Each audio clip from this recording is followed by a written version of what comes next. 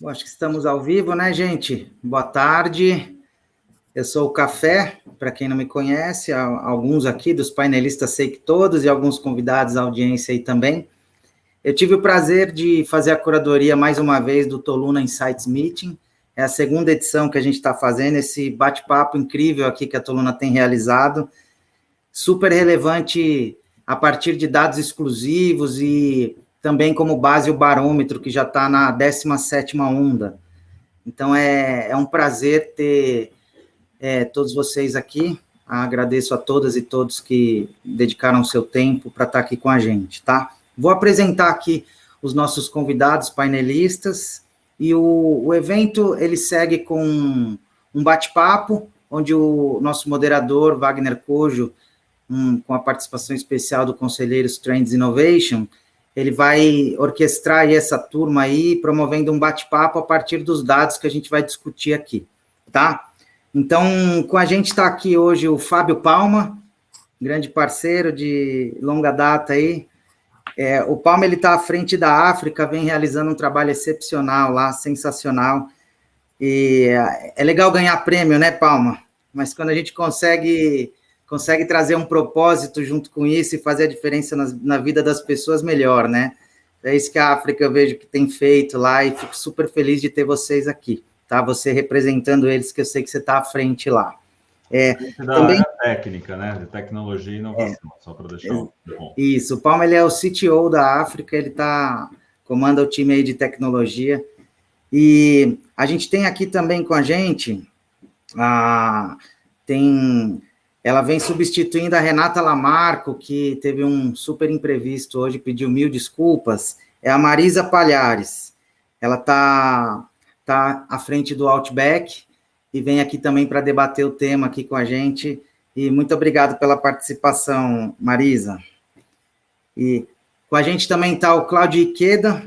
Ikeda, ele confesso que eu fiquei bem impressionado, Ikeda, com o tanto de tecnologia que a Starbucks tem usado para fazer a diferença na vida de tantas pessoas, né? Aquele cafezinho que começa lá na vida do pequeno produtor rural, e tudo isso que você tem construído aí com a transformação digital.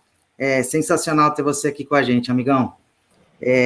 Também está aqui agora, vou falar aqui de uma participação mega especial que a gente tem aqui, que é essa turminha aí do Conselheiro Trends Innovation. Está aqui Wagner Cojo, Márcio Teshima, Tex. Esses são os meus mestres aí, os meus mentores. Eu posso dizer com o peito aberto aqui que essa turma do Conselheiros Trends Innovation, eles têm proporcionado, têm feito parte realmente de negócios transformadores. É difícil trabalhar a mente clássica de um conselheiro, né? Então, eles trazem essa agenda de inovação com futuro e tendências de uma maneira, assim, incrível. Valeu mesmo, gente, pela participação e por toda a contribuição que vocês estão dando aí para a sociedade, com a transformação nos negócios, e sempre partindo de dados, tá? Então, agora eu vou passar a palavra aqui para o Luca. Luca, ele está o General Manager Latam da Toluna. A Toluna tem um papel importantíssimo nesses encontros, que é munir toda essa turma com dados, e a gente sabe que sem dados, sem saber a gente não consegue setar as estratégias, tanto no mercado e tudo isso que reflete na sociedade. Luca, a palavra é tua, obrigado mais uma vez pelo convite, segue o jogo. Obrigado, Café, obrigado a todo mundo. Boa tarde, gente. Bom, a turma está aqui hoje com toda essa turma. Agradeço a todo mundo aqui, todo mundo que está participando, a participação é incrível. Já a gente chegou em 71, 72, está crescendo o número de participantes, assim, muito bom número. Bom, a turma tem muito orgulho de organizar esse tipo de evento, e com essa turma muito qualificada para conversar, bater um papo sobre a tendência de 2022, depois o Cojo vai entrar mais no detalhe. Mas tem muita coisa boa, a gente utilizou muito, logicamente, tudo o outcome do Trend Innovation. Sobre isso a gente fez pesquisa específica muito rápida nesses dias. A gente já compartilhou tudo em site em real time. E assim, vamos em frente, vamos ver também, vamos compartilhar o que está saindo de tudo esse insight, de toda essa visão do futuro. A gente é aqui para fazer isso, baseado sempre em dados, sua informação, seu insight, e a gente agradece muito a participação de todo mundo aqui, tá bom? Kojo, com você. Muito bem, muito boa tarde a todos. Espero que vocês gostem do que a gente preparou para vocês aqui hoje. Antes de mais nada, eu gostaria de informar a nossa audiência que todos os estudos que nós vamos citar aqui hoje, eles estarão disponíveis no link, a nossa equipe vai deixar os links para vocês baixarem esses estudos. A gente não vai ficar passando aqui os estudos em um processo maçante de dados e etc., mas a gente vai disponibilizar os estudos para que vocês possam ter acesso e acompanhar depois essas informações. E a gente vai trazer aqui uma dinâmica mais de bate-papo, realmente, para a gente poder observar, de fato, a visão dos executivos, ok? Como que a gente realizou esse estudo e como que ele foi customizado, como é que ele orienta o nosso debate, né? O estudo foi realizado em duas etapas que se complementam. Em primeiro plano, o nosso objetivo é colocar em perspectiva algumas tendências do relatório What's Next, Visão 2030, que é um relatório produzido pela Inova Consult, que faz parte do ecossistema Inova, que é um grupo global criador do conceito Trends Innovation, com matriz no Brasil e presença na Europa e Estados Unidos, e que atua de forma integrada em relação a futuro, tendências, estratégia e inovação. Esse estudo ele é referência central de tendências utilizadas pela Inova Consulting, que é a consultoria do ecossistema Inova, responsável pela estruturação da visão de futuro e apostas estratégicas das organizações, e pelos conselheiros Trends Innovation, da qual eu faço parte, o Márcio Teshima faz parte, que é uma iniciativa que busca especialmente apoiar as estruturas de conselho das empresas a estarem em linha com as oportunidades e desafios da nova economia. É importante ressaltar ainda que o relatório já foi base de decisões estratégicas de transformação para empresas de pequeno, médio e grande porte, especialmente médio e grande porte, no Brasil e no exterior, e caso exista interesse da audiência em conhecer alguns dos casos de sucesso nesse sentido, eu sigo à disposição para falarmos a respeito pelo WhatsApp, que é o meu telefone direto, 011 98913 2265, ou pelo LinkedIn, Wagner Kojo. Então, para orientar o nosso trabalho realizado, a gente convidou esses 3 executivos, que já foram citados aqui pelo Luiz Café, em conjunto com a Toluna, e as tendências que foram escolhidas pelos convidados foram transformação digital, Data-Driven Enterprise, ESG, Client Centricity, Brand Power e reputação, Wealth, que é a junção de Wellness and Health, e Economia da Experiência. Eu vou pedir para a nossa equipe técnica colocar o slide 1 na tela, enquanto eu vou explicar um pouco como funciona a estrutura desse relatório. Só um minutinho, por gentileza. Coloca no modelo de apresentação, obrigado. Então, aqui estão ressaltadas as tendências que foram escolhidas pelos nossos convidados. Esse relatório do What's Next, ele traz uma visão de 2021 a 2030, do que tem de tendências que estão acontecendo, e essas tendências elas se organizam da seguinte forma.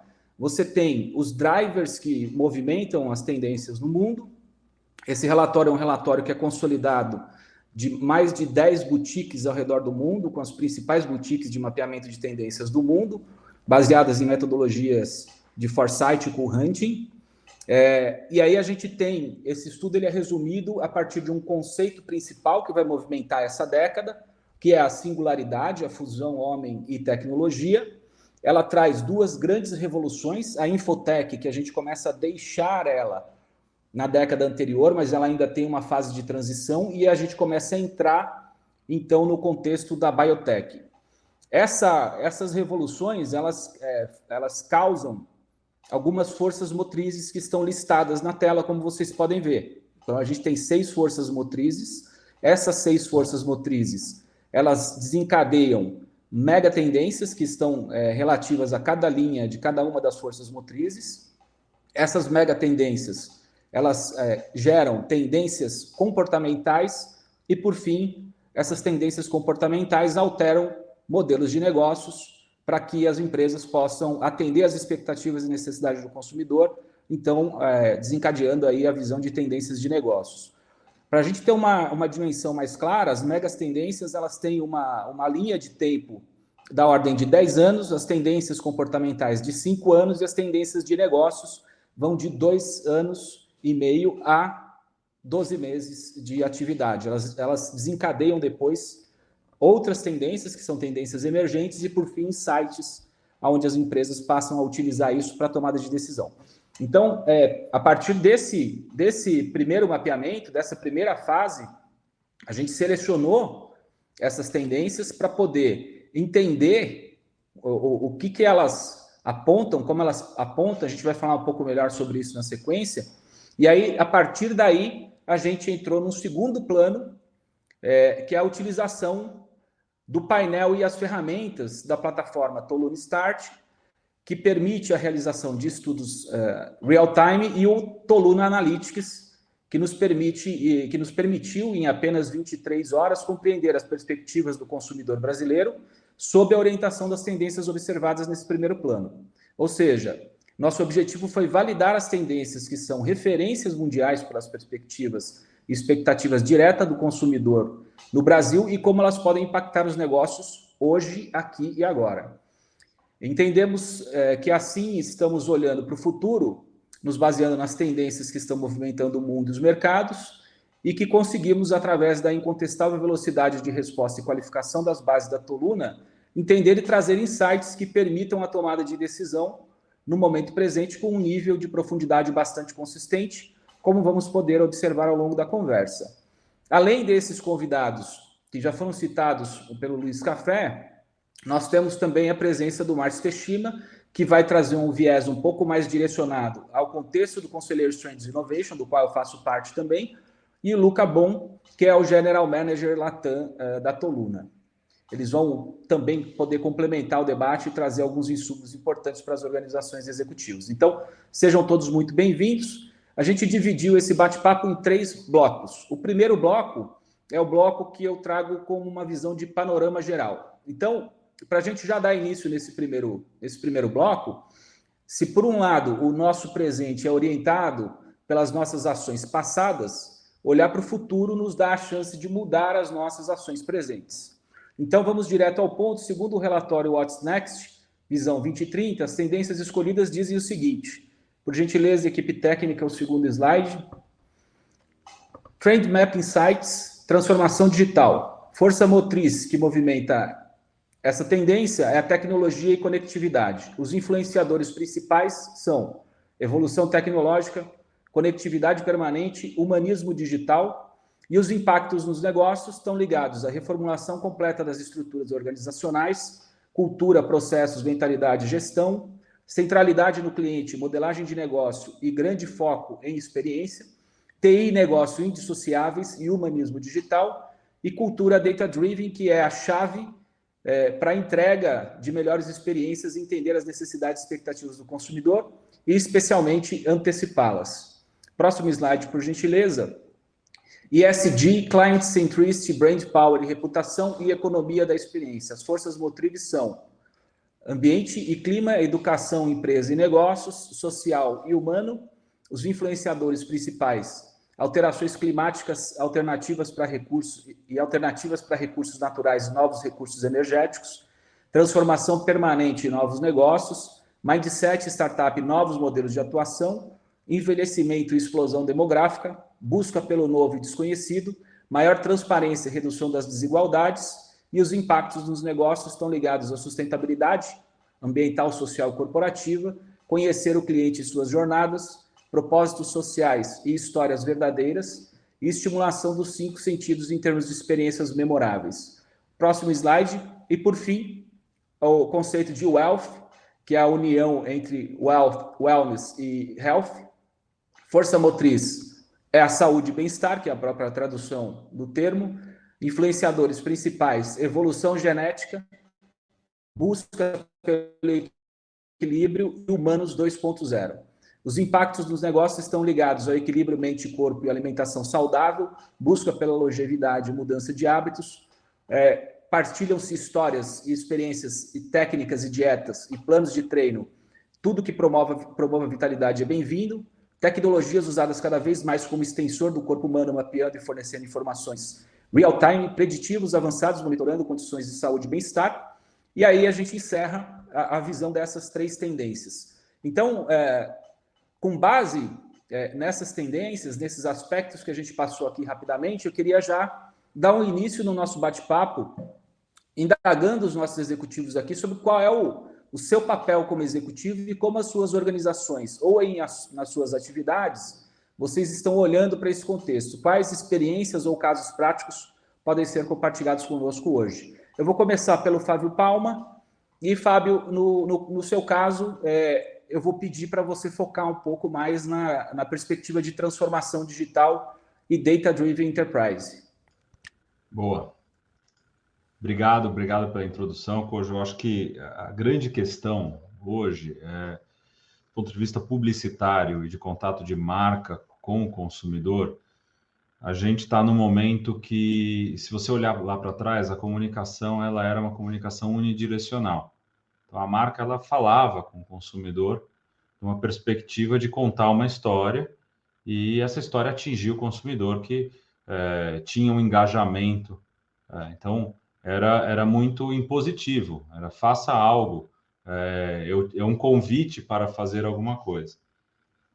Primeiro passo que muda muito nos 20 últimos anos, e que é uma tendência cada vez mais acelerada, é que a comunicação passe a ser uma comunicação de via dupla.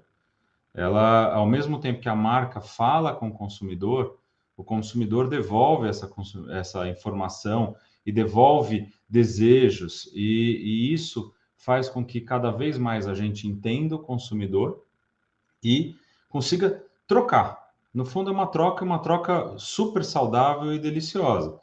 Ela vem numa aceleração enorme nos últimos anos, e a capacidade computacional, aí olhando um pouco mais do ponto de vista de aceleração, tecnologia, a capacidade computacional tem permitido a gente interpretar essas informações numa granularidade incrível. Quer dizer, eu consigo entender tendências e agrupar o consumidor dentro desse universo, respeitando, claro, LGPD e regras, normas que nos falam, e leis que nos falam como a gente deve ditar essa comunicação. Mas é muito interessante o potencial que os dados têm hoje no dia a dia na comunicação entre marcas e consumidor.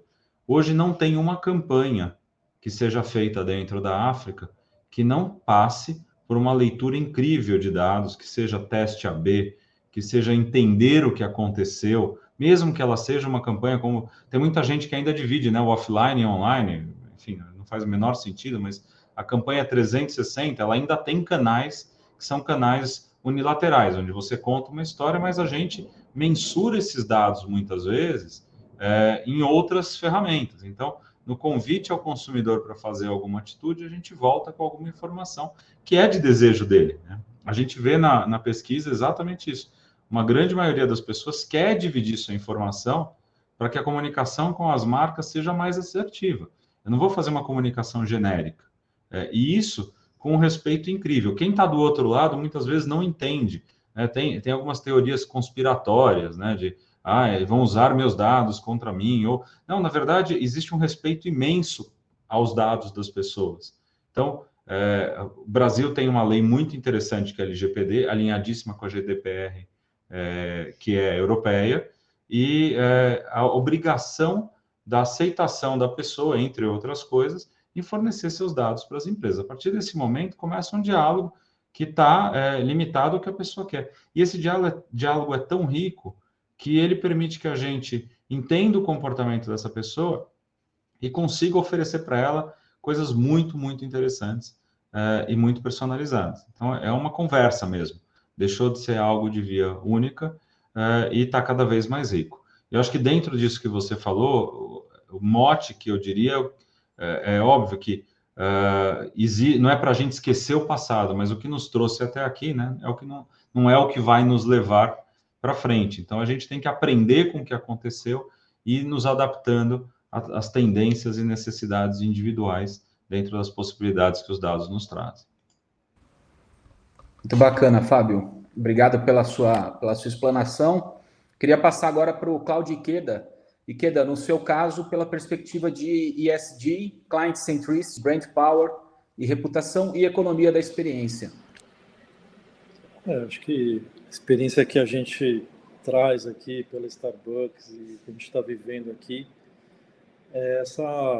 complementando até o que o Palma está falando, eu acho que essa dinâmica, né, de uma troca justa com o cliente, e aí acho que um tema de ESG que é muito legal, né, que eu trago é sobre empresas realmente ESG Roots, que eu chamo, né, que realmente querem transformar a vida das pessoas e que trazem uma agregação de valor verdadeira, né? Então, estava conversando um pouco sobre essa capacidade, né, da Starbucks, ao invés dela comprar cafés de grandes marketplaces, dela criar relacionamento com pequenas comunidades, identificar, né, altitudes, latitudes, de potencial de café de altíssima qualidade e ela ser capaz de procurar as comunidades e propor a esses marketplaces a produção desse café. Então ela tem o guia agronômico dela, né, que é um receituário, como se você te recebesse a fórmula da Coca-Cola, né, falou, olha, segue essa fórmula e eu vou comprar o seu café. Ela financia, educa, né, os agricultores e ela garante, né, a renda dessas famílias. Então, assim, quando você olha lá o café Sumatra, o café que vem da Indonésia, o café Brasil, que basicamente é sul de Minas, não é simplesmente igual vinho, né, denominação controlada, não. Ele realmente são comunidades adotadas pelo Starbucks e a Starbucks faz esse cuidado também na ponta loja, né, então uma coisa que eu aprendi aqui é quanto que a experiência não é só a experiência do consumidor, mas também a experiência do barista, a experiência de quem tem o primeiro emprego na Starbucks, né? Então, é muito interessante ver o orgulho, né, das pessoas. Então, não é por acaso que o atendimento é diferente, porque realmente, né, o barista tem orgulho em ter o avental verde e ele tem orgulho, né, em ter os bottoms que representam o nível de conhecimento deles acerca do café.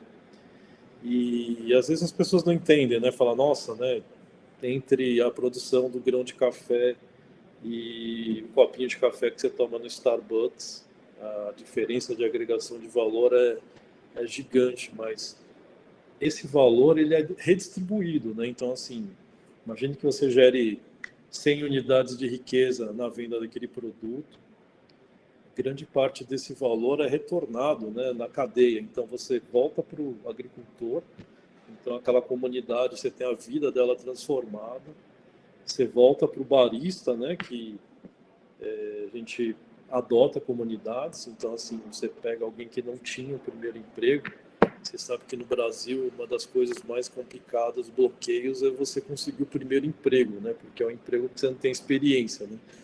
Então, a primeira coisa que os motores de Big Data fazem quando você vai pôr um currículo é você fazer um screening da sua experiência.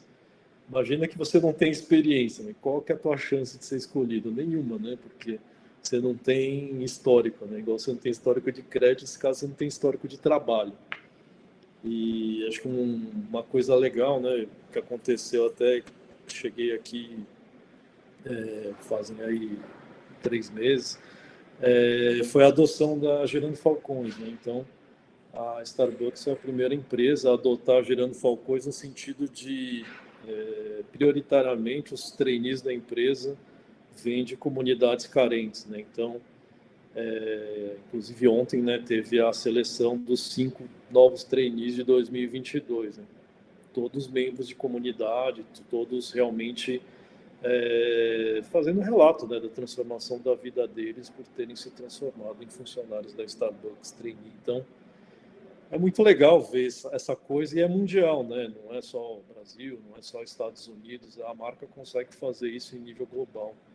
Então, eu falo assim que é o SG Roots, né? Então, quando a gente vê marcas comprando crédito de energia, comprando carimbo de SG, quando na verdade elas não são SG, elas simplesmente querem se beneficiar de serem qualificadas como SG na Bolsa de Valores ou em algo, é uma coisa a repensar, né? Porque, na verdade, a ESG de verdade é isso, né? Transformar a vida das pessoas, fazer uma distribuição da abundância do dinheiro gerado por aquilo e todo mundo ficar feliz, né? E aí acontece o que o Palma falou, né? O que acontece com o nosso cliente? Sabe que desde 2016 a Starbucks tem verbas decrescentes de marketing, né? Então, o CAC da Starbucks hoje, ele não é nem zero, né? Ele chega a ser negativo. A Starbucks gasta cada vez menos em aquisição de cliente, porque ao invés dela gastar em aquisição de cliente, ela redistribui essa renda para toda a cadeia de valor que ela está gerando, né? Então, eu acho que é isso que faz essa marca ser diferente, né? Então, assim, usamos dados, sim, temos uma empresa de dados super focada aqui. O Brasil foi escolhido, né, pela Starbucks Mundial como o laboratório de inovação para os países não Estados Unidos e China, né? Tirando esses dois países, nós estamos exportando tecnologia de Big Data e plataforma para todos os países da Starbucks. Então, assim, é isso, né? A inclusão realmente ao pé da letra, né? Tanto social, o Brasil como um país de terceiro mundo sendo o centro de inovação para uma marca global e pessoas de comunidade sendo partes, né? Podendo realmente ter uma trilha executiva aqui, entrando como trainees e podendo assumir posições executivas no grupo que tem projeção global. Então, acho que isso é CSG de verdade, né? Então, é isso que transforma a brand, né? Que realmente é que você estava falando de brand power. Às vezes as pessoas não entendem, né? Acham que é o nome no copinho que faz a mágica da Starbucks. Na verdade, é só um dos e pontos branding da experiência. É uma né? coisa muito importante, né, Ikeda? É um negócio, é como você constrói sua marca. Desculpa entrar aqui, mas eu acho que é um ponto fantástico que você está falando. Da relação entre consumidor e marca, ela não é só o logotipo, né? É muito mais profunda, né? A gente consegue, a gente tem outros clientes também no mundo do ESG super bem posicionados dentro de casa, sérios, né? Fazem isso há 20 anos. Não vou citar um, porque se eu não citar um, vou deixar o outro. Legal. Mas, assim, são clientes grandes e é muito bonito ver quem faz ESG como vocês e alguns clientes nossos na raiz. Não, bem legal, Palme, é isso mesmo. Acho que é uma experiência nova. Eu nunca tinha trabalhado numa lovable brand, acho que é a primeira vez. E você vê que é isso, entendeu? Aquela coisa do seu nome no copinho. Eu acho que a extrapolação do orgulho e da vontade de participar de uma história que a empresa constrói exatamente por um cuidado end-to-end, né? Do grãozinho de café até da experiência do teu café de alta qualidade. E é meio assim, eu também adoto essa causa, né? Acho que a foto do copinho tem muito a ver com isso, né? Tem gente que acha que é o status, né? Eu tomo café no Starbucks. Não é. É a identificação, falar, eu abraço a causa, né? Então, acho que isso é muito legal. E eu acho que, para mim, esse é um dos segredos dessa marca, né? Essa capacidade de criar paixão pelo engajamento real no ESG, que ela tem como primórdio da marca. Muito legal. E eu acho que todo esse processo, toda essa cadeia, né, que é alimentada ao longo de toda a atividade, até chegar ali e ter o copinho na mão, eu acho que tem uma questão aí extremamente importante que serve de grande exemplo para a grande maioria das empresas, que é a questão do preço que vale uma determinada ação, né, que vale um retorno realmente para a sociedade de alguma forma, e isso torna esse processo abundante e altamente potencial, né? Eu queria chamar agora... Cúdio. Pois não, Café, pode falar. Desculpa interromper, mas eu acredito que você vai chamar a Marisa. Não é um probleminha técnico que nos impede aqui de nos desculpar. Marisa, a gente não está conseguindo trocar o seu nomezinho, isso teria a necessidade de você sair e entrar. Mas para aqueles que entraram agora, apesar de você ser uma mulher incrível, tanto quanto a Renata, você está substituindo ela, mas você está com o nomezinho dela aqui, tá? Gente, a Marisa Palhares, que está com vocês aqui, nossa convidada super especial, tá? Desculpa, Cojo, não podia impedir aqui uma questão técnica, não pode impedir a nossa gentileza, né? Obrigado. Muito nobre a sua posição. Marisa, eu queria que você trouxesse um pouco da perspectiva e experiência que vocês têm aí com relação à visão do Wealth e também da economia de experiência, né? Acho que de uma certa forma, os dois estão meio que com um conjunto aí nas questões de tendências e mudanças que estão acontecendo no mercado. Bom, legal, vamos lá. Eu fiquei muito feliz, na verdade, porque eu vi o quadro que você mostrou de algumas tendências, que muitas têm a parte de produto também. Eu sou responsável pela parte de inovação do Outback, e a gente vem profissionalizando muito essa área dentro da companhia. A gente entende que, como marca líder do segmento, a gente precisa puxar essa frente, né? Então, eu vi lá, além de wellness, tem a questão de nostalgia, de comfort food, de do it yourself, de compartilhar, e a gente já está olhando para todas essas tendências. Então, ali no final de 2022, a hora que você olhar nosso calendário de lançamento, você vai dar um check em praticamente todas elas, porque, de fato, a gente tem um compromisso muito grande de olhar para o que o cliente busca, né, e trazer produtos que atendam essas necessidades. Quando a gente fala de wellness, eu acho que o principal ponto, né, que é a grande fortaleza das nossas marcas, das marcas da Bloomin' Brands, não sei se todo mundo conhece, além do Outback, a gente tem o Abbraccio e também o Ozzy Grill, é que, apesar de ser um restaurante de rede, eu acho que pouca gente sabe que, de fato, todos os nossos pratos são preparados diariamente nos restaurantes todos os dias. Então, a costela é marinada por 12 horas, os molhos são preparados na cozinha, a gente recebe o hortifruti 2 vezes a cada 2 dias. Então, assim, eu acho que o nosso grande pilar de bem-estar, na verdade, é a questão de que a gente serve comida de verdade, né? A gente está servindo alimento fresco, enfim, super... ingredientes super frescos, enfim, a gente tem bastante orgulho de conseguir, mesmo com o tamanho que a Bloomin' Brands já tem hoje, continuar com essa questão.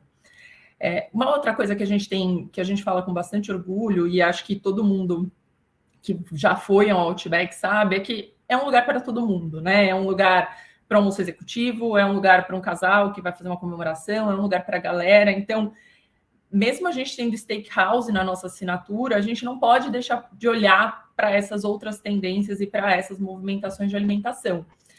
Claro, eu não vejo num curto prazo o Outback sendo a casa de suco funcional, né? Acho que não é por esse caminho, mas a gente tem sim trabalhado muito para ser o mais inclusivo possível, para ter produtos que agradem a todo mundo. Então, desde 2018, a gente vem fazendo um trabalho bastante bacana, tanto na frente de produtos com ingredientes um pouco mais funcionais ou com de baixas calorias. Então, tem alguns pratos específicos, tem uma seção que chama Health no nosso menu, que é justamente para quem busca uma alimentação mais equilibrada. Mas a gente também está olhando com muito cuidado para o público vegano e vegetariano. Assim, das últimas informações que a gente tem, 14% da população brasileira se autodenomina vegano ou vegetariano, que é muita gente, né? Se a gente for pensar nesse sentido. E a gente já trouxe vários lançamentos. A gente hoje tem burger plant-based, a gente tem hambúrguer vegetariano, a gente tem aperitivo, prato principal, enfim, a gente já fez muitos movimentos nesse sentido. Só para vocês terem noção, nessa última semana a gente fez uma ação com parceria com a CCXP, que a gente lançou 2 burgers, um de carne bovina e um vegetariano, e o vegetariano representou 20% da venda. Pensar que o Outback, né, que nossa grande especialidade é vender costela suína, a gente vender 20% de produtos vegetarianos numa campanha, é de fato um sinal muito verde de que a gente está indo para o caminho certo e de que sim, tem muita gente consumindo esse tipo de produto. Então, não é o nosso core business, né? Mas a gente entende que, de fato, para a gente continuar prosperando, continuar sendo relevante para os nossos clientes, a gente tem que sim olhar para essas tendências com muito cuidado. E aí, falando um pouquinho de experiência, né? Eu acho que também, quando se fala de Outback, é sinônimo de experiência, a gente sempre é muito procurado para falar sobre isso em painéis, em palestras e tudo mais. E é um motivo de super orgulho para a gente, assim, a gente está acabou de completar 24 anos de Brasil, e acho que o que nos trouxe até aqui, o que nos tornou, de fato, referência em atendimento e serviço, é que em todas as marcas da Bloomin, no escritório, no restaurante, de fato, a gente vive os princípios e crenças, assim, que são nossas coisas não negociáveis. Em muitas empresas é só o painel ali na parede, o quadro na parede, e na Bloomin, de fato, a gente vive isso muito. Então, a questão de hospitalidade, a gente fala que é o prazer, o servir pelo prazer de servir, né? Se você chegar no escritório, você vai ser bem recebido. Se entrar em algum dos nossos restaurantes, você vai ser muito recebido. A qualidade dos alimentos, que é inegociável, né? As porções, enfim, a qualidade dos ingredientes. Tem a questão da diversão, que é muito que seta o mood do restaurante, né? Do waiter te atender bem, ele abaixar e te olhar na altura dos olhos. Então, acho que tem uma questão que veio lá de trás, quando os fundadores trouxeram o Outback para o Brasil, de que, de fato, princípios e crenças são os pontos mais inegociáveis da nossa cultura. Então, acho que isso nos ajudou a conseguir criar uma consistência de atendimento. Então, se for no Outback, no Rio Grande do Sul, em Belém, a experiência vai ser extremamente parecida, e é isso que a gente busca garantir com isso. Eu acho que tem uma questão que pouca gente percebe, mas a questão da temática australiana e dos detalhes no restaurante, né? Eu não sei se eu vou falar algumas coisas, provavelmente algumas pessoas nunca perceberam isso, mas os nossos restaurantes têm 2 portas, por exemplo. A primeira porta é para você sair do mundo exterior, e a segunda porta é para você entrar nesse mundo novo, que se fala de quebra de rotina, que se fala de uma experiência legal, e que você entra e tá barulho, e tem gente cantando parabéns, e tem gente brindando, enfim. Então, é justamente para mudar o mood, né? Mudar a energia. Você sai do dia a dia do trabalho ali, de uma reunião, e vai para um happy hour no Outback, tem essa questão muito de energia, que a gente acredita muito. Então, o teto dos restaurantes, ele é de uma cor escura, porque ele é a cor do céu do deserto do Outback à noite, né? A luz baixa às 15 horas, porque é para simular o pôr do sol no Uluru, que é a referência também que a gente tem na Austrália. Então, assim, a temática australiana nos ajuda muito a ter cada um desses pontos de contato muito bem pensados para a experiência do cliente ser bastante diferenciada dentro dos nossos restaurantes. E eu acho que o ponto mais importante disso tudo é que a gente, como executivo, né, mas também como companhia, a gente se importa de verdade. Então, assim, a gente se importa com as nossas pessoas, e a gente tem um super orgulho de falar que 85% dos nossos proprietários hoje começaram na operação, começaram como waiter, começaram como dish.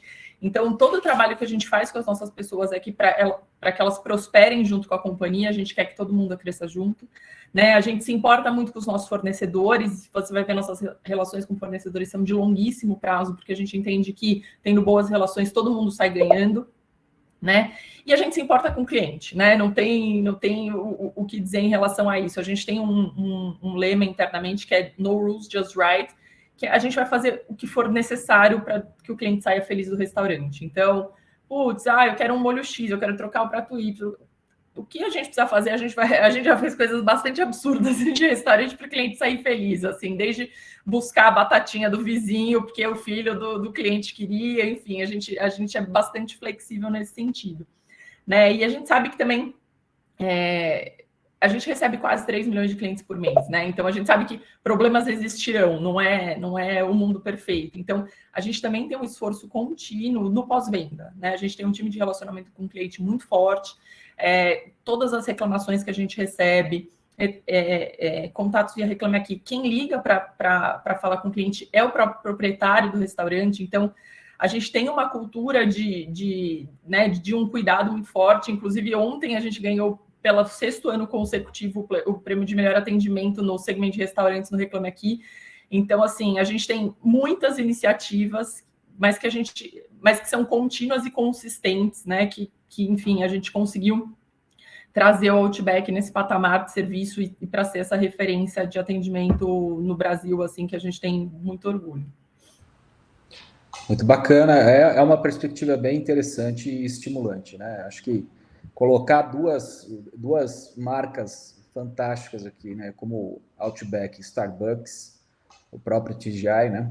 Eu acho que aprendizado para a vida toda aí com relação à experiência, e muito interessante saber, né, que as tendências que estão trazendo esse viés de um comportamento mais saudável, etc., já estão sendo atendidas pelo Outback, né? Até porque, assim, como você falou, não vai ter uma mudança radical de postura, obviamente, né? Porque o core business é outro, mas eu também não dou espaço para que os novos entrantes reduzam a frequência de acesso à minha loja ou reduzam a minha frequência de clientes. Exatamente. Porque eu estou abrindo esse espaço, né? Muito interessante. A gente recebe muitos grupos, né? E aí também é importante para a gente continuar recebendo grupo que a gente tenha produtos que atendam todo mundo. Porque às vezes é um que fala, putz, não vamos lá porque não tem um produto que me atenda. Então a gente, de fato, busca ser o mais democrático possível. E assim como tem no caso eu tenho a honra de conhecer a South Rock Lab, né, que está sendo testado em inúmeras tecnologias ali. O caso do hambúrguer vegano que você trouxe não deixa de ser um laboratório acontecendo ao vivo, né, para entender o comportamento e saber que tem demanda, saber que tem saída, né? Sim, a gente lançou esse produto no comecinho de 2020, bombou muito, muito, muito. E aí, durante a pandemia, que a gente fechou os restaurantes e ficou só no delivery, a gente teve um problema de abastecimento por um período. Foi o produto que a gente mais recebeu reclamação de, gente, eu estou entrando no delivery, eu não acho o hambúrguer plant-based. Assim, a gente ficou bastante surpreendido com essa reação, assim. Muito bacana. Márcio Teshima, qual que é a sua perspectiva aí em relação à transformação digital? Você que é um cara mais de tech, está mais inserido dentro desse ambiente, o que você pode falar para a gente? Cara, primeiro, impressionado, né, com a fala de todo mundo e como todo mundo congrega para o mesmo ponto, né? Primeiro, ter uma orientação a dados, né? Segundo, foi buscar informação, então ela veio de fora para dentro, então não foi só intuitivo, né? Então a gente vê que está alinhado com tendências e está aplicado o futuro nas ações, né? E a gente está falando aqui de experiências de lovable brands, né? Que chega no nível de você falar que a marca ela se torna sinônimo de uma categoria. O cara vai comer uma pizza, um japonês ou um Outback. Né? Poucas pessoas tomam essa consciência.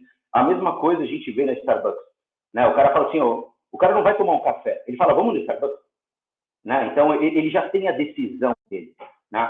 E quando a gente vê isso aplicado ao negócio, né, eu posso citar exemplos aqui muito clássicos, né, entre o que a Marisa estava falando e que o Cláudio Ikeda estava falando. Por exemplo, quando a gente fala de TDI, o Ikeda passou pelo mesmo processo que a Marisa contou aqui agora do delivery, que era da experiência de colocar o TDI numa amplitude de raio maior da entrega, mas com a mesma qualidade da entrega da comida como se estivesse na loja. Como é que se faz isso se você não tiver um laboratório? Então, para atender essa nova experiência, essa usabilidade, essa necessidade do cliente, foi transformado tudo isso em desejo, em experiências, e como é que isso podia ser atendido. Até, se eu tiver errado, depois você me corrige. Isso mesmo.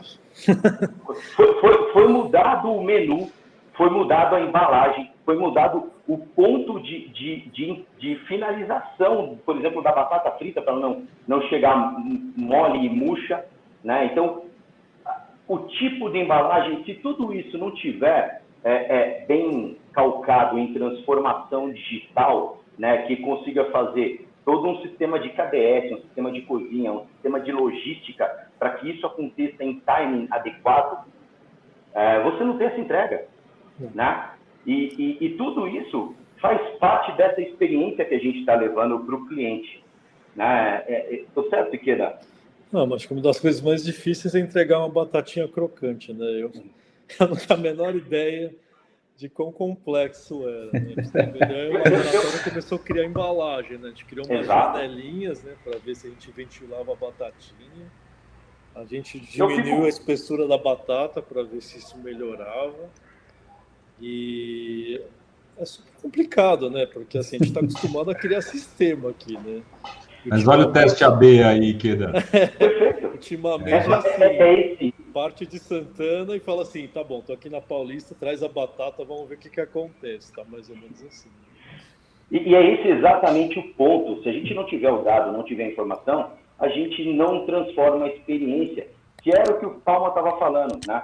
O Palma, que é a África, não preciso nem falar da África, né? Mas o trabalho que ela faz, o quanto ela consegue transformar um negócio, né? A gente pode ver o lançamento da Brahma Duplo Malte. né, que foi um lançamento gigantesco, arrebentou, ele criou um mercado, né? Então foi criado um mercado baseado em dados e baseado numa tendência que o mercado estava buscando.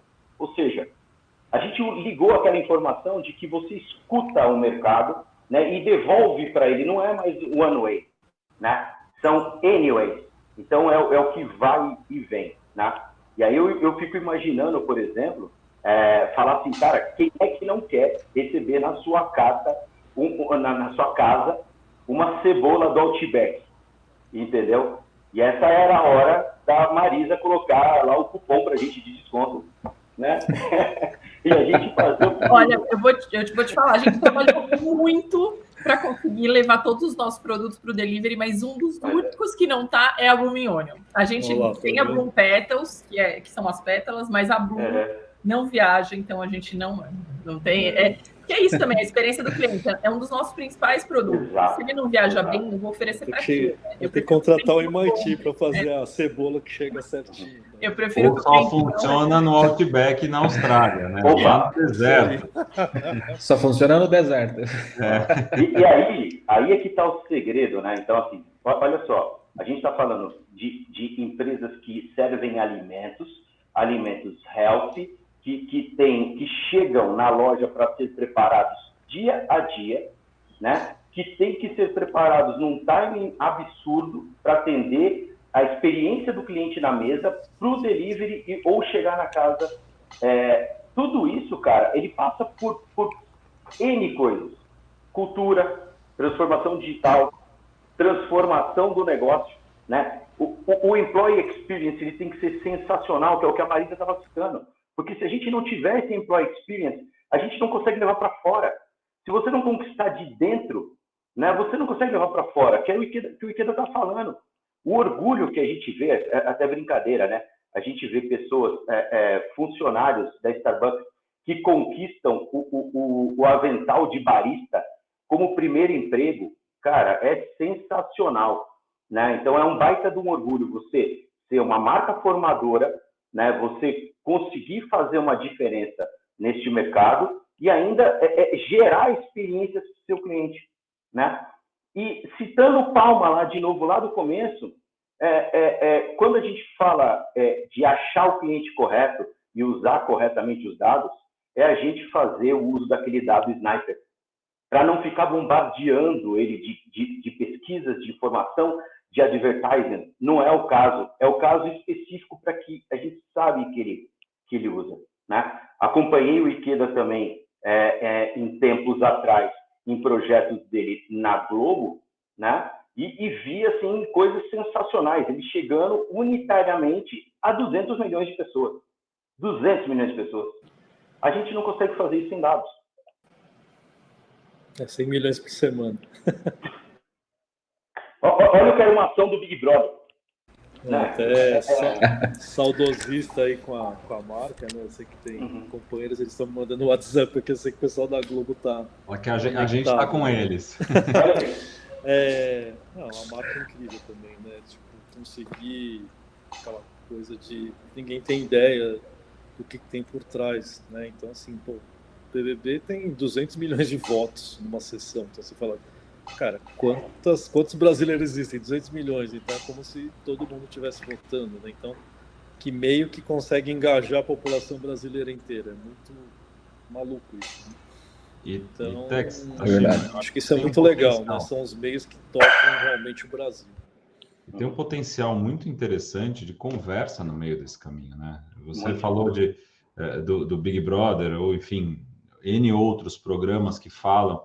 Que estão na TV, mas eles conversam em outras plataformas, inúmeras ao mesmo tempo, e muitas vezes, só lembrando, né, vocês falaram muito das marcas, mas dentro da África, para quem está ouvindo e não conhece, a gente atende Vivo, Natura, Brahma, Budweiser, BR Distribuidora, Vale, Sadia e muitos outros clientes dentro de casa.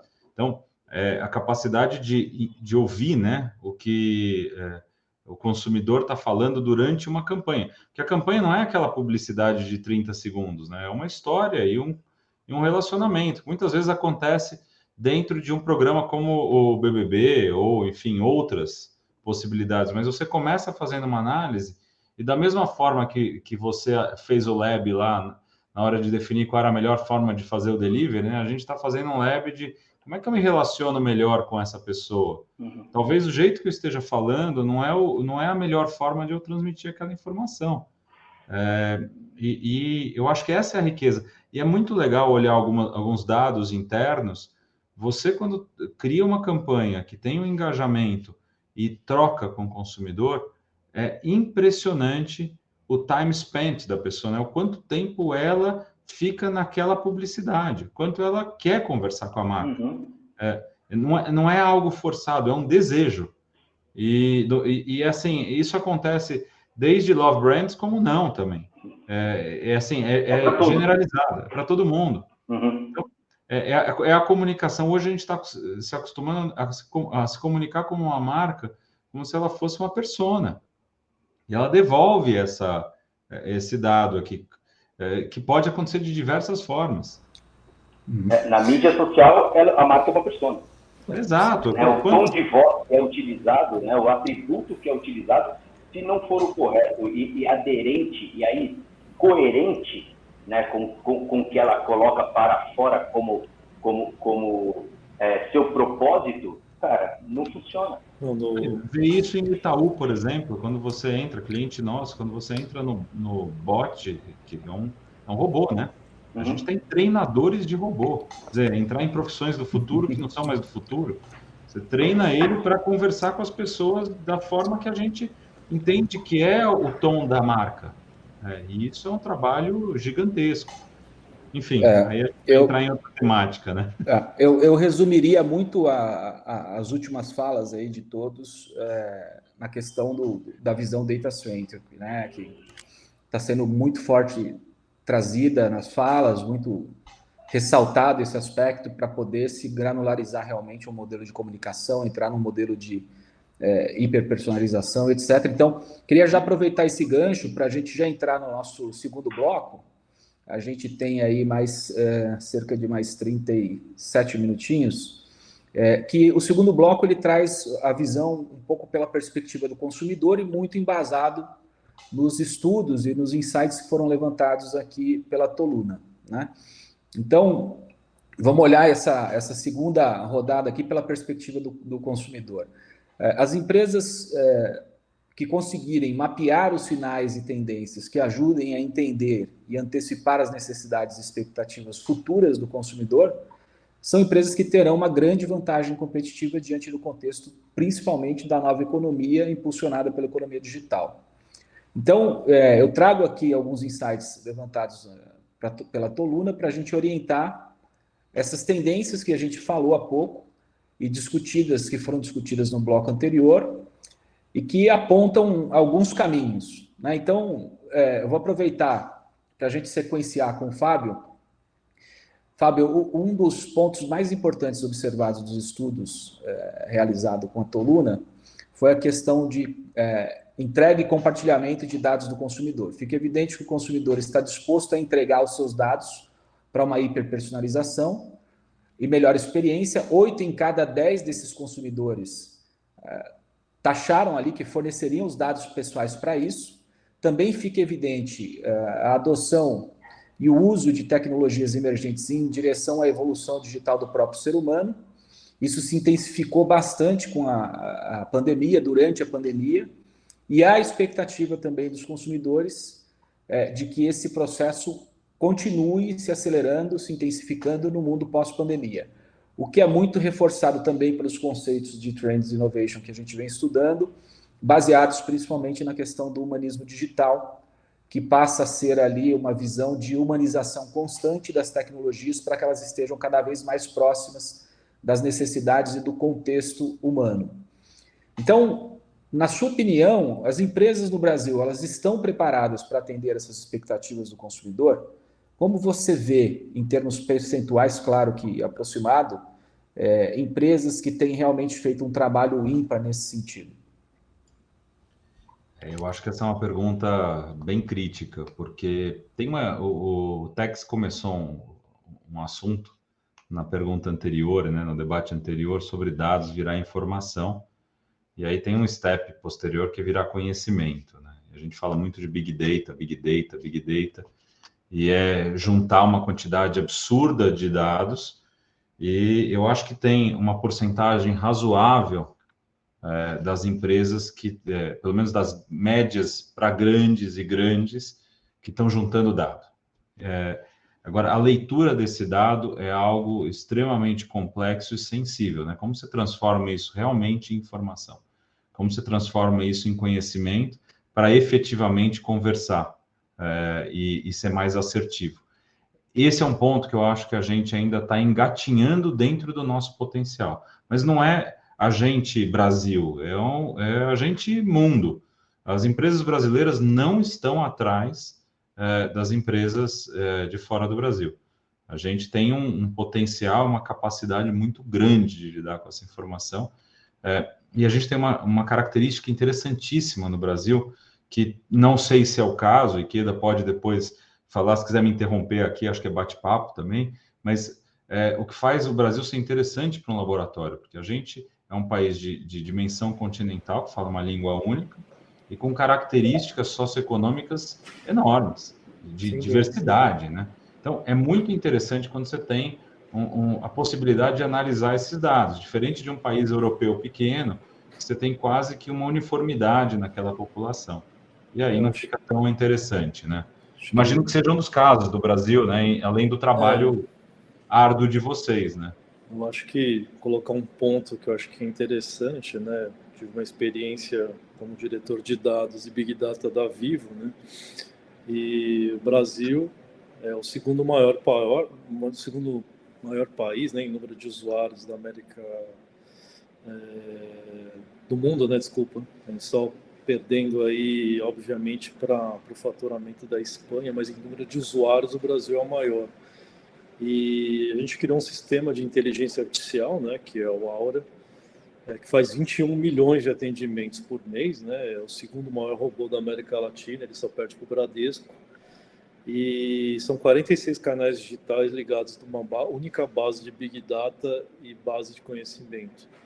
E é assustador ver a quantidade de informação que você consegue gerar sobre interações, comunicações, multicanalidade. Para você ter uma ideia, mudou até a segmentação de cliente, né? Que antes se falava em um cliente premium era o cliente que gastava R$1.000, que era classificado como cliente platino.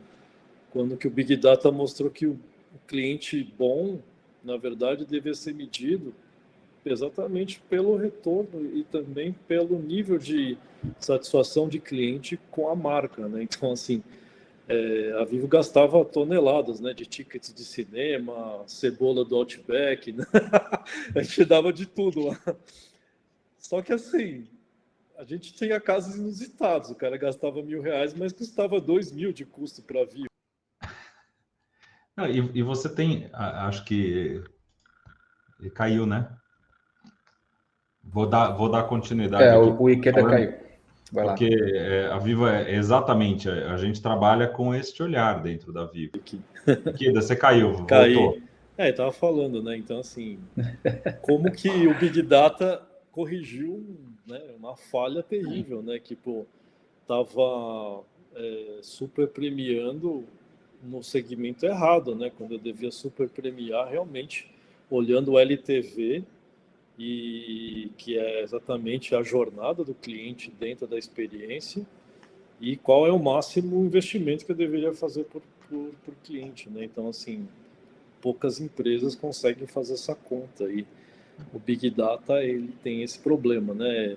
Ele te dá muitas informações, mas é muito difícil você conseguir extrair alguma coisa que valha realmente de dentro dele, né? Então, dados está virando poder dentro de uma empresa, né? Mas verdade, você vê, né? Não é tudo. Se a gente olhasse há alguns anos, a gente ia estranhar olhar dentro de uma empresa como a Vivo ou uma agência de publicidade como a África, ter matemáticos e cientistas de dados, que é uma coisa corriqueira para a gente hoje discutindo o modelo.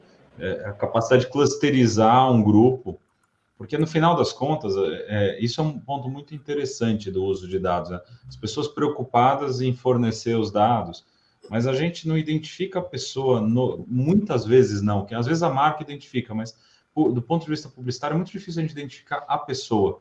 A gente identifica clusters, né? A gente identifica grupos. Audiência. Então a gente fala, pode ser até um grupo com muito pequeno, mas a gente fala, ó, pessoas que gastam tanto com telefonia e consomem gasolina premium e moram no CEP e tal, e essa clusterização não chega ao indivíduo. Então, a pessoa não está dividindo algo que vá ferir, você não corre o risco de ser impactado por algo que seja perigoso para você. A marca não vai te perseguir, né? É um pouco da preocupação que aparece no... eu chamo de marca psicopata, né? Não, a marca não quer isso. Ela quer ser sua amiga, né?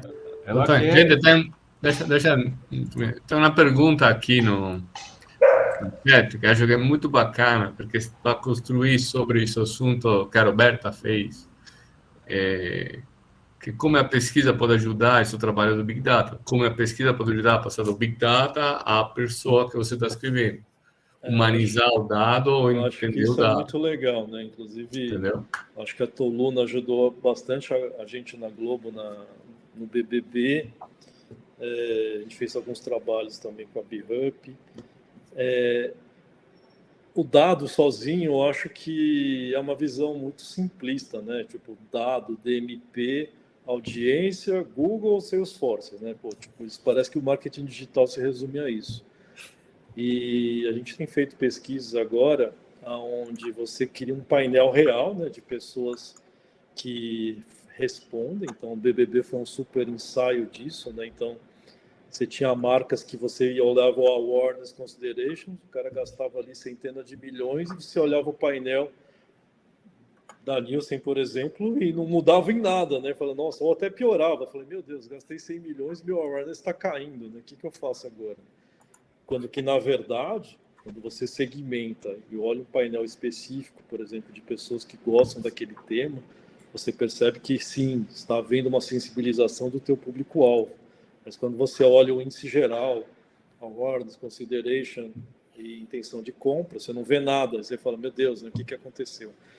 Então, assim, aqui na Starbucks a gente está criando agora, né, essa questão de motores analíticos diferenciados, né? Como é que eu cruzo informações de pesquisa, que aí é o que o Luca está falando, né? Que é essa questão realmente do dado granular, né? Que fala com você, né, Fábio? Como é que eu sei realmente o que o meu cliente está pensando? Então, super fantástico. Imagina, eu já tenho 500 mil clientes que têm um sistema de rewards.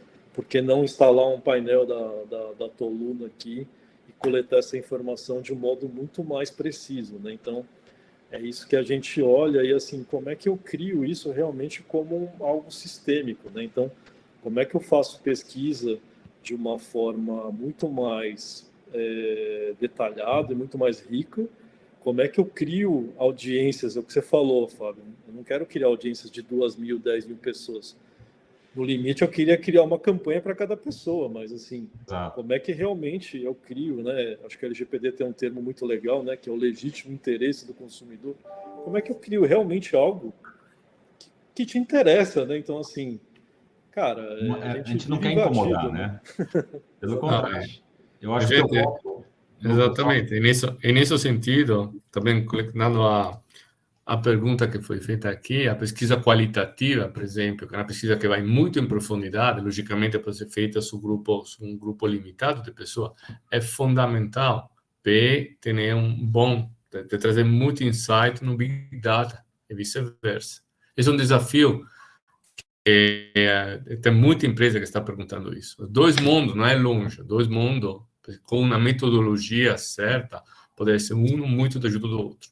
Conectar a pesquisa qualitativa, que vai muito em profundidade para a motivação da pessoa, né? A famosa pessoa que o Cláudio estava falando, não? Descrever pessoa, target, grupo, e trazer esse insight no mundo do Big Data e vice-versa, logicamente, é um dos grandes desafios que cada empresa tem, seja a empresa que tem relação direta com o consumidor, ou seja, ainda mais challenging, com a empresa que não tem uma relação direta com o consumidor. Pensa muito CPG, muito produtor de produto final não tem isso.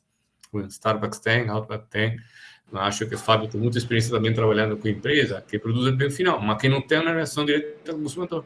Que é o não? first party data, né? É o Exatamente. dado direto do consumidor com o opt-in dele. Então, assim, você pega lá o TDR, você vai pegar lá, sei lá, 25 pessoas. Você fala assim, quanto que aquelas pessoas discriminam, realmente criam a audiência da sua marca.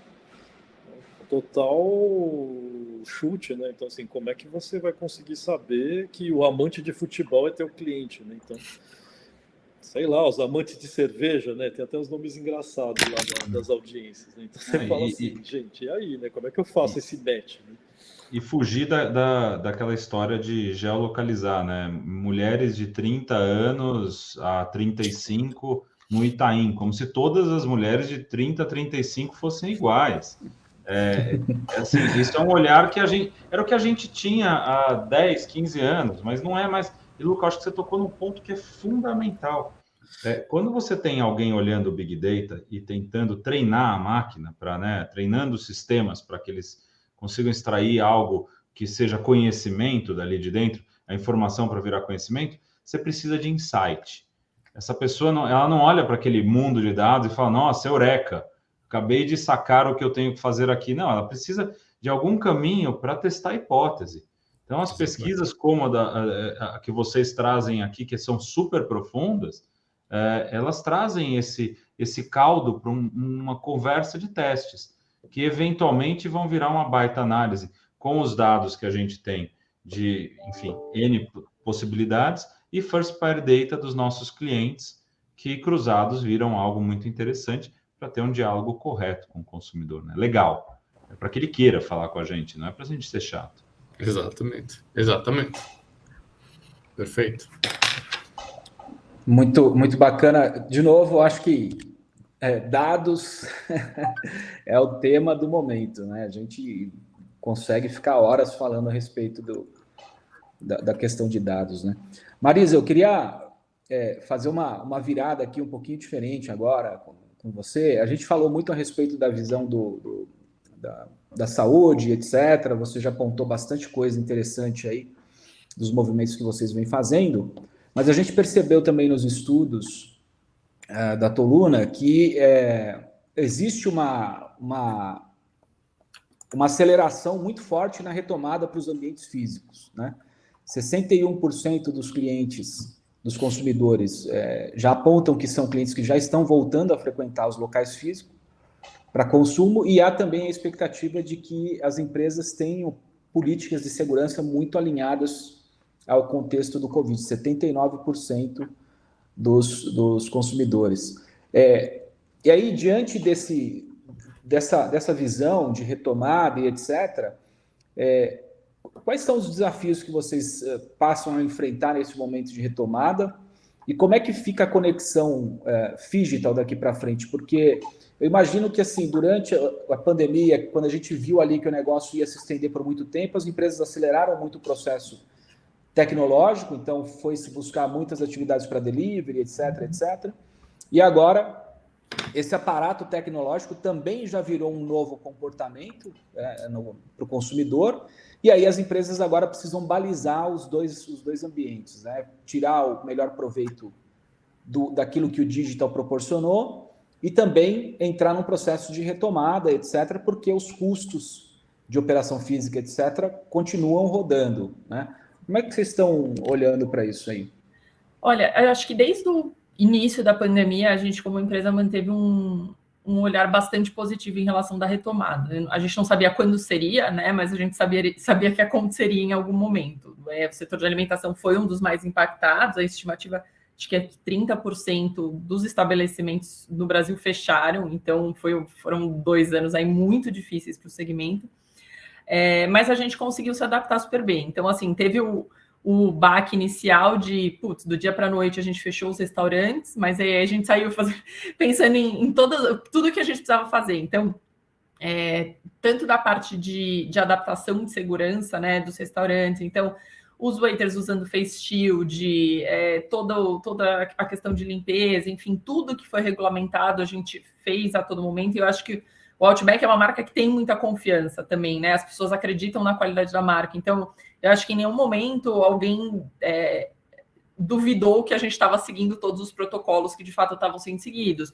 Distanciamento de mesa, enfim, tudo isso. Então, a gente viu a retomada acontecer super forte, na verdade, desde julho de 2020, que foi o ano passado, quando os restaurantes reabriram, depois eles fecharam de novo e tal, a gente vem num crescimento acima do mercado.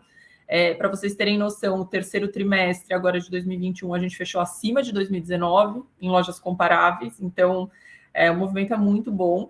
E como companhia, a gente nunca deixou de acreditar na retomada. A gente abriu desde 2020, né? A pandemia já tinha começado, mais de 20 restaurantes, a gente não mudou o nosso plano de expansão. E a gente ainda aumentou, na verdade, a gente trouxe uma marca nova para o Brasil, que é a Aussie Grill, só tinha nos Estados Unidos, a gente não tinha planos de trazer essa marca para o Brasil. A gente trouxe ela funcionando 100% digital, então a gente usa as cozinhas de Outback como Dark Kitchen para essa marca. Começou como um teste em setembro do ano passado, e em abril a gente já tinha 70 operações funcionando. Então, a gente também, teste e rollout está bastante rápido. A Brat também, que era uma marca que tinha 12 restaurantes, a gente abriu 25 operações de delivery. Então, assim, a gente entrou na pandemia com 172 operações e a gente saiu com 355. Então, de fato, a gente tem bastante confiança de que o mercado vai retomar, e a gente vê esse movimento acontecer todos os dias nos nossos restaurantes.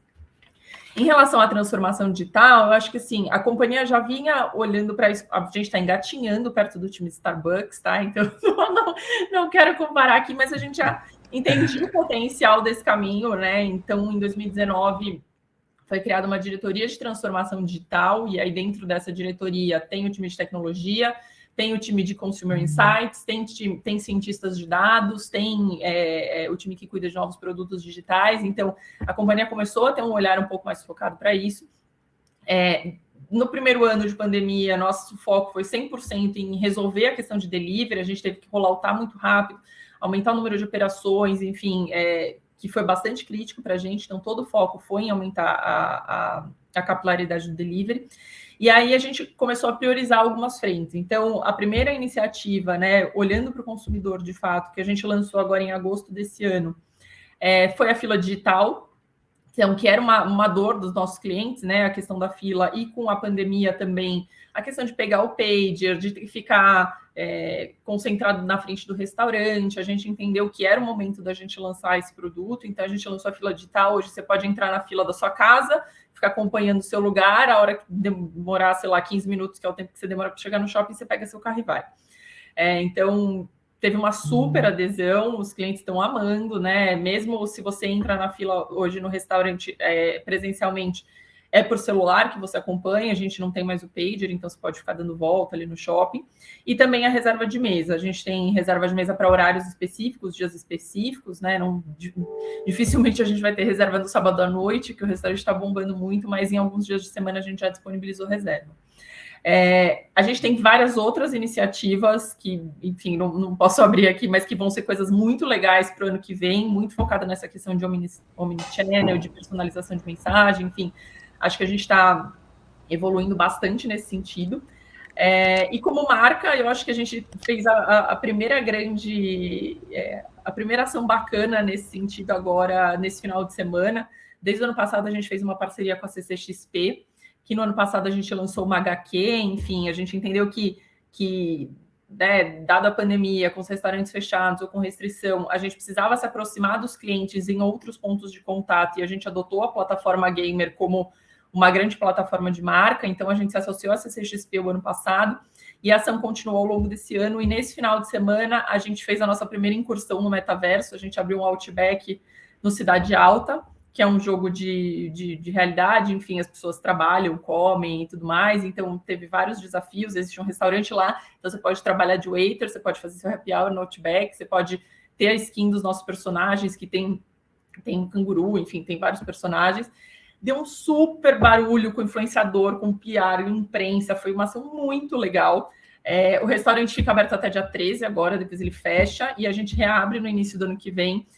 Depois ele passar por uma reforma, um remodeling, a gente abre no início do ano que vem com um monte de mais novidade. Então, acho que como marca também, né, a gente tem toda a parte de produtos digitais e UX que a gente está endereçando esse time de transformação digital, mas a gente também, como marca, entende a importância de entrar nesse mundo também. Então, acho que essa inauguração que a gente fez no Metaverso foi a primeira de muitas. Legal, muito bacana. Obrigado pela aula aí. É incrível o trabalho que vocês estão fazendo realmente. Eu tenho uma questão aqui que ela seria direcionada para o Ikeda, mas dado o contexto dela, eu vou abrir para todos nós, quem quiser comentar a respeito, acho que é válido. E aí, a partir daí, desse comentário, a gente já vai para a nossa fase de encerramento e para os agradecimentos. A gente observou na pesquisa que um dos resultados mais interessantes que foram observados, principalmente no barômetro, no Corte Brasil, foi uma preocupação muito maior do consumidor brasileiro com o tema de redução da fome e da pobreza. 48% dos entrevistados acreditam que as grandes empresas devem atuar fundamentalmente nesse aspecto. E outro ponto extremamente importante é que esse tema ele supera de longe a questão da diversidade. 70% contra 36% a relação de redução da pobreza em relação à diversidade. Isso me chamou muita atenção por dois motivos. O primeiro porque é muito complicado para uma marca falar em pobreza e fome, né? É uma dinâmica muito difícil. E segundo, que é praticamente unânime os esforços das marcas hoje em falar de diversidade e inclusão. Como que vocês olham, como é que vocês estão enxergando que as empresas podem apoiar, por exemplo, uma iniciativa como essa? Vocês têm feito algumas coisas? A gente viu o Ikeda falar um pouco aí a respeito da iniciativa com o Gerando Falcão, né, que tem ali uma similaridade, tem a cadeia toda pela qual eles buscam distribuir valor, etc. Mas eu acho que o ponto principal que me chamou muita atenção no resultado da pesquisa foi o consumidor brasileiro, nesse momento, ele está mais preocupado e está mais aberto a se relacionar com marcas, empresas que estão preocupadas com a questão da pobreza e da fome do que as empresas que estão preocupadas com a questão da diversidade. Então, assim, por exemplo, se a gente olhar hoje para a questão de publicidade, etc., a gente vai ver um peso muito grande na diversidade e pouco ou nenhum peso nessa questão de fome e redução da pobreza. Será que não é a hora, por exemplo, das empresas anteciparem essa atividade ou repensarem um pouco esse modelo? Não seria uma grande oportunidade aí de atuação? Queria ouvir a opinião de vocês aberto aí, sem definições de nome. Eu acho que tem essa preocupação, Kojo. Não acho que seja uma preocupação deixada de lado. As empresas realmente elas trazem bandeiras com formatos diferentes. Diversidade é uma bandeira muito grande, né? Ela engloba diversas áreas e diversos assuntos. A gente pode estar falando desde LGBTQIA+, até inclusão periférica, negro. E quando você fala, por exemplo, de periférico, você está trazendo pessoas que estão muitas vezes à margem das possibilidades que outras pessoas não têm, que são benefícios que a gente tem por questões históricas, e você traz elas para dentro dessa discussão e de possibilidades. Então, sim, eu vejo, sim, empresas fazendo trabalhos extremamente interessantes para fazer inclusão. Quando você fala de inclusão, eu não estou falando só inclusão de diversidade, é inclusão de todas as formas possíveis. Porque a gente tem um problema no Brasil que muitas vezes o poder público, sem entrar em assuntos políticos aqui, mas o poder público ele não faz esse papel. Não cabe à iniciativa privada tentar balizar. Falta educação no Brasil, é a raiz de muitos dos nossos problemas, uma das raízes, né? A gente tem alguns outros. Né? Então, o que as empresas fazem? Muitas vezes, eu ponho a África aqui. A África tem um projeto fantástico que começou ano passado, que chama Escola África. Não é uma aula, não é uma palestra, é uma escola. Todos os profissionais da África estão convidados a trazer pessoas que estão em exclusão dessa possibilidade. Então, ora foco na comunidade em pessoas negras, ora foco, por exemplo, em trans, que a gente está discutindo agora, que tem uma dificuldade enorme de entrar no mercado de trabalho. Então, quando você fala isso, é uma dificuldade de conseguir ter acesso ao trabalho, por sua vez, acesso à remuneração, e que pode eventualmente até chegar à dificuldade de se alimentar, né? Eu acho que todos nós tivemos a oportunidade estava conversando isso com o Aldo, VP de Estratégia da África, hoje no almoço. Todos nós tivemos a oportunidade, frase dele, de se alimentar 3 vezes ao dia. Isso já faz da gente um grupo seleto no Brasil. Então, é nossa obrigação tentar ao máximo incluir as pessoas, e muitas vezes, quando a gente vai fazer a inclusão de alguém periférico que não teve oportunidade de estudar, a gente tem que ensinar essa pessoa. E também aprender com ela, porque tem um monte de coisa para ser. É uma troca, né? Não é o mestre e o aluno. Cada um tem uma experiência de vida, mas eu acho que eu não concordo que as marcas estão alheias a isso. Eu acho que as marcas estão muito preocupadas com isso. Talvez exista um discurso maior e uma conversa maior hoje sobre a diversidade no olhar mais clássico dela, ainda mais num país tão diferente, né, de populações que visualmente são diferentes, mas que no final das contas a gente está todo mundo junto e misturado aqui, né? Uma das belezas do Brasil. Acho que para fazer uma colaboração aqui, não sei se vocês conhecem profundamente o projeto lá do Gerando Falcões, né, que acho que o Edu Lira ficou tão famoso que a gente só vê post, né? Então, assim, post, mas de verdade, é muito legal ver que também para ajudar e acabar com a fome, você precisa de organização, né? Não é tão fácil assim falar, tá bom, a empresa quer abraçar a comunidade, mas qual comunidade? Como, né? Então, assim, eu tenho me envolvido com esse projeto da Gerando Falcões, eu achei muito legal a organização da Gerando Falcões. A primeira coisa, eles abraçam praticamente todos os estados brasileiros. Então, assim, todas as comunidades estão conectadas. Então, você tem ali praticamente, se tem 1 ou 2 estados que não tem alguma comunidade adotada por eles, é muito pouco. Segunda coisa é que os grandes bancos digitais já adotaram a Gerando Falcões, né? Então, primeira coisa, assim, como é que você dá dinheiro para a pessoa? Ou como é que você dá uma comida? Precisa de um meio, né? Então, assim, eles conseguiram criar um meio de pagamento, né, onde as pessoas recebem as doações das cestas básicas e os dinheiros. Então, assim, o hub, né, entre as empresas e as pessoas, para criar essa capilaridade e não depender, né, de pessoas no meio do caminho, para você ter uma transparência na doação, eles se preocuparam exatamente em criar essa plataforma. A outra coisa que é bastante complicado é assim, né? E aí é muito legal ver o Edu Lira falando que é isso, né? Fala assim, a gente não quer que você me dê uma doação, né? Tipo assim, a doação é uma coisa não eterna, né? Então assim, você dá um saco de arroz, você acha que você fez uma boa ação, mas na verdade você fez uma coisa pontual, né? Que acabou com a fome daquela pessoa durante 2, 3 dias, tá aí depois, né?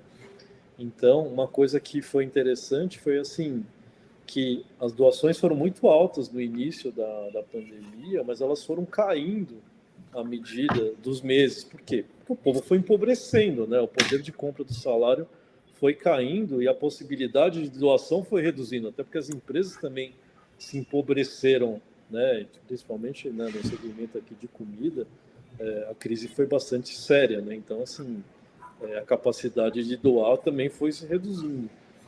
E agora que eles criaram essa questão, né, da educação, então, assim, eu não sei se vocês tiveram a chance de ver os discursos da Malala, né, Prêmio Nobel da Paz, sobre o que é a educação, né, e quanto que a educação empodera, né? Então, assim, ela fala, por que ela lutava contra o Talibã e contra não dar educação para as mulheres? Ela fala assim, não tem coisa mais perversa do que você não dar educação a um segmento, porque a forma do Talibã dominar a sociedade é não dar educação às mulheres. Você fala, mas por que isso, né? Porque quem não tem educação não consegue questionar, não consegue lutar, ela não consegue ter consciência, né? Então, assim, a educação na pirâmide pobreza talvez seja a base, né? Porque sem educação você acaba com uma sociedade. Então, uma das coisas mais perversas que está acontecendo nesse país é que a falta de recursos, ela pega a comida, assim, né? Que é legal, o Wagner ter lembrado isso, mas está pegando a educação, que é um negócio, assim, muito sério, né? Então, assim, o que eles estão tentando fazer é que você tem a Starbucks do ano, você tem a XP do ano, você tem o C6 do ano, você tem um monte de empresa muito grande doando, a Ambev está doando. Por quê? Para atacar a base, que é o quê? A educação social. Então, assim, eles estão criando universidades para formar as pessoas que não têm condições. Então, eu falo assim, em vez de você me dar um saco de arroz, me dê o equivalente a isso para eu pôr uma pessoa carente numa escola, numa educação, e que eu vou ter uma formação. Porque quando você dá formação, você dá um futuro, né? Na Vivo a gente tinha adotado a SEAT, né, que está em Pedreira, que está nos piores IDHs do Brasil, né? Então, assim, é engraçado, você está numa cidade super rica como São Paulo e você tem um dos piores IDHs do país dentro da própria cidade de São Paulo. E eu tive a experiência de ir dentro da comunidade de Pedreira. Por quê? Porque a gente doava um dia de trabalho para melhorar a escola. E aí você vê que as pessoas que estão lá, que são doação das empresas, ela trabalha exatamente nisso, né? As crianças se inscrevem, né? Elas disputam as vagas e elas não pagam, as empresas é que pagam a educação delas. E você saiu de lá uma das melhores certificações da Cisco, né? Então, assim, engenheiro de redes, engenheiro de segurança, que são mão de obra super necessárias, vindas de educação carente. O cara não tinha estudado em lugar nenhum, mas ele encontrou lá uma escola que foi patrocinada e teve uma educação que, com certeza, ele vai ter um salário super interessante, né? Então, esse tema da fome, né, e da miséria, que eu acho que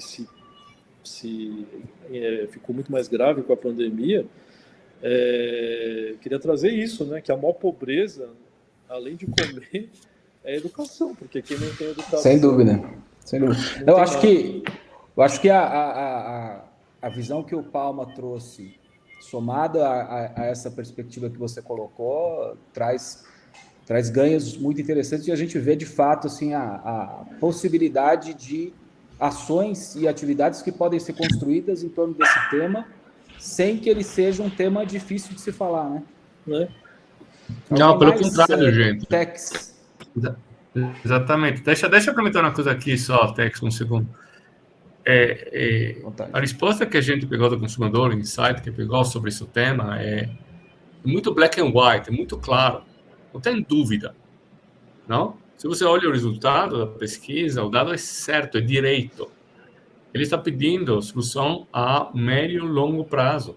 Não está pedindo, como o Paulo falou, bom, acerta alguma coisa hoje e amanhã vamos ver o que acontece. Não. Tudo o feedback que a gente pegou da pesquisa está muito claro e muito interessante. Não tem equívoco. Isso faz parte também de um pensamento muito claro, que poder ter na educação, sem dúvida, também muita escolha, muito pedido no meio ambiente. Porque isso tudo parte de uma geração que está crescendo, que está pedindo solução, não assistencialismo, mas pelo contrário, empowering people, em inglês se fala. Dá poder, não dá um poder para o futuro da pessoa. E isso está muito claro na pesquisa. Acho que a empresa deve controlar isso. Logicamente, cada empresa executa isso no jeito que pode, que está muito perto do business dele. Mas está muito claro que a direção é isso. Está extremamente claro e, logicamente, tão fácil, tão claro ler o resultado, talvez não é tão fácil executar, mas essa é a direção que a gente deve ir. O que está claro para a gente, né, é que o latino ele é emocionalmente mais sensível a questões humanitárias, né? Então, nós, como latinos, a gente cobra muito uma responsabilidade e muitas vezes a gente cobra das empresas, né? Então, a gente fala assim, olha, a empresa tem que ter isso, por isso que hoje em dia a sigla ESG está tão em pauta, né? O que difere é que muitas vezes as empresas ainda não conseguem trabalhar ou medir o ESG para que faça uma entrega que gere valor nessa concepção e entregue isso ao longo do tempo, né? Lógico, eu posso estar falando uma besteira aqui e eu repito isso em conselhos, né? O ESG, ele vai ser a ISO, cara. entendeu? Ou você tem ou você não tem, ou você entrega ou você não entrega, né? O que tem que fazer é que está todo mundo preparado. O que você não pode ter isso no seu discurso, falar que faz, mas não ter métricas, isso não ser coerente, tá? Então, exemplos aqui, tanto eu como o Cojo, que eu sei, nós somos embaixadores de iniciativas de terceiro setor, né? O Cojo pela Bibite e eu pelo Instituto Reciclar, né? Qual é a responsabilidade do Instituto Reciclar? Né? E o que a gente busca, né? O Instituto Reciclar, ele busca o primeiro emprego para uma criança carente, né? O primeiro emprego de um adolescente, que vai fazer o quê? A mudança daquele paradigma, que é o que vocês estavam falando, né? Que é, para a pessoa sair daquele nível de consciência e conseguir fazer alguma coisa diferente, ela precisa de cultura, ela precisa de conhecimento. E se a gente, como empresa, conseguir colaborar com isso, tiver coerência e tiver indicadores internos, que a gente consiga provocar e disseminar isso para toda a nossa gestão, a gente consegue controlar e consegue fazer isso de uma forma fluida. O que não muitas vezes acontece, né, e assim, é o que é normal, isso eu estou falando porque são experiências que eu pego, né? Então, assim, eu pego muitos conselheiros de velha guarda que falam, né, muitas vezes, gasta lá 70% do tempo falando da Inês é morta, falando do resultado da empresa, e 30% falando de outros temas. Quando a gente não olha como é que a gente vai mudar o nosso futuro e como é que a gente entrega isso de forma concreta, né? Como é que a gente gera isso que vire atributo e sinônimo da nossa marca, que torne a nossa marca uma lovable brand reconhecida, né? Que muitas vezes eu não preciso nem falar quais são as características, mas eu sei que o ambiente diferenciado é acolhedor, né? Ele é sinônimo do que eu espero de entrega. Então, quando a gente olha isso de uma forma clara, a gente espera que todas as empresas elas tenham isso como um paradigma e como entrega. Eu vejo muito aqui do que a gente viu na pesquisa, na tendência, na execução de vocês. Por quê? Porque eu tomei critério para pesquisá-los antes, né? E entender um pouco mais de como vocês trabalhavam. Por exemplo, o conceito de comunidade que o Ikeda falou, né? Que fala não simplesmente de comprar, mas auxiliar o ciclo do café e aquilo ter uma origem daquele produto, cara, é sensacional. É o que a gente vê, por exemplo, na Aloha, né? Que é um produto, é o pão havaiano com características, né? Usando coisas da região, cara, que é sensacional, né? Então, acho que esse é o meu ponto, viu, Cordo? Legal, muito bacana, Tex. Ô Marisa, ficou com você a responsabilidade do encerramento aí, das palavras finais. Meu Deus. Não, eu acho que eles estavam dando exemplos do que as empresas podem fazer, né? Eu acho que o que a Bloomin fez como grupo ao longo da pandemia, acho que a melhor coisa que a gente podia fazer, como eu falei, a gente se importa muito e as nossas pessoas, né, são a coisa mais importante da companhia, é que a gente conseguiu passar a pandemia inteira sem demitir absolutamente nenhum funcionário, mesmo com todos os restaurantes fechados, e acho que isso é um super orgulho que a gente tem, e ainda contratamos mais umas 1.500 pessoas nas aberturas. Então, assim, a gente também tem um programa super bacana chamado Grassroots, desde que a gente veio para o Brasil, que é sobre criar raízes na comunidade. Então, cada proprietário de cada restaurante tem essa autonomia para ativar as comunidades ao redor do restaurante. Então, a gente fez muitas doações de marmitinha, enfim, a gente fez muito trabalho, a gente faz isso desde que a gente chegou no Brasil. Então, como o Ikeda estava falando, né, às vezes é uma bandeira um pouco difícil para a gente levantar, mas a gente, como companhia, a gente já faz muita coisa. A parte de inclusão, a gente tem 1000 programas de inclusão, a gente tem proprietário trans, por exemplo.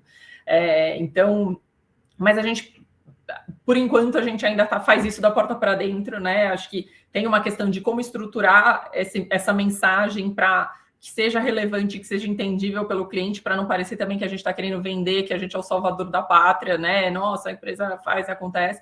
mas que dentro da companhia a gente divulga muito isso, a gente fala muito, quando a gente fala de Blooming Brands, sobre todos esses benefícios, sobre todos esses programas que a gente tem, justamente para manter os funcionários engajados, enfim, acreditando que a companhia está aqui também para fazer o bem, né, para fazer as comunidades crescerem, enfim. Então, acho que o desafio que a gente tem como marca na Blooming, né, ou como as marcas, é de fato como é que a gente envelopa isso e se a gente vai envelopar isso um dia para comunicar para o cliente, né? Acho que também tem essa responsabilidade da gente, o quanto a gente quer que isso seja uma bandeira para a marca, enfim, a gente ainda está entendendo isso internamente, mas a gente já tem várias iniciativas como companhia. Assim. Muito bacana. Luca, algum comentário final? Café? Não, meu lado, gente, agradeço muito a todo participante aqui. Acho que foi uma conversa muito bacana, muito conteúdo. A gente queria hoje fazer uma conversa diferente, não é só puxar dado, mas também experiência, compartilhar dados vamos compartilhar, pelo amor de Deus, a pesquisa está lá, vamos compartilhar, mas também falar muito com a empresa, com profissionais que estão em frente do assunto, não simplesmente atrás, e também obrigado a todo mundo por compartilhar a visão do futuro, que vai ser muito difícil isso, não? Porque ninguém tem a bola de cristal para saber o que é. Mas é o trabalho da gente. E também admitir que tem um desafio que talvez já tenha exposto o desafio que precisa ainda pesquisar, porque isso é humano, entender melhor. Não, quero agradecer a todo mundo aqui de novo. Café, algum comentário em cima? Eu quero simplesmente agradecer a participação de todos, de todas aqui, a todos os envolvidos também, o time da Toluna que se dedicou aqui para levantar esses insights no real time, assim, a gente sabe que cérebros, assim, como os de vocês, com dados frescos, pulsa mais, né? Então, o objetivo desses encontros é isso, gente, é trazer informações para contribuir com vocês nas estratégias de mercado e também são dados relevantes para a sociedade. Então, é sempre um prazer. Para o ano que vem, a gente tem aí algumas novidades aqui com a Toluna. A turma do Conselheiro Trends Innovation, preciso agradecer aqui o Emílio Burlamar, que não esteve aqui com a gente, deve estar aí na audiência, a Gillian e todo o time lá. A cada um de vocês, todo mundo que acompanha a gente, e um abraço, que 2022 seja de muita boas energias e sucesso nos negócios de cada um aqui. E um abraço, beijos a todos, gente. Eu acho que a gente terminou por aqui. Muito bom. Obrigado, pessoal, pela participação de todos. Tchau, obrigada. Obrigado a vocês. Valeu, gente. Obrigado pela experiência. In the power of moves, the little ones and the bold ones that transform the present and bring a better tomorrow into today. Forward is what we deliver. We, the explorers, the doers, the thinkers, the starters. We drive innovation through connection, turning millions of human interactions into insights and insights into quantum leaps. Forward is our common goal. It's a dare to create what's impossible. We let you explore tomorrow. We believe in Forward, in the power of moves, the little ones and the bold ones that transform the present and bring a better tomorrow into today. Forward is what we deliver. We, the explorers, the doers, the thinkers, the starters. We drive innovation through connection, turning millions of human interactions into insights and insights into quantum leaps. Forward is our common goal. It's a dare to create what's impossible. We let you explore tomorrow, now, to move from the unknown to the known. That's what keeps us moving forward. And forward is what we do best. We believe in Forward, in the power of movement.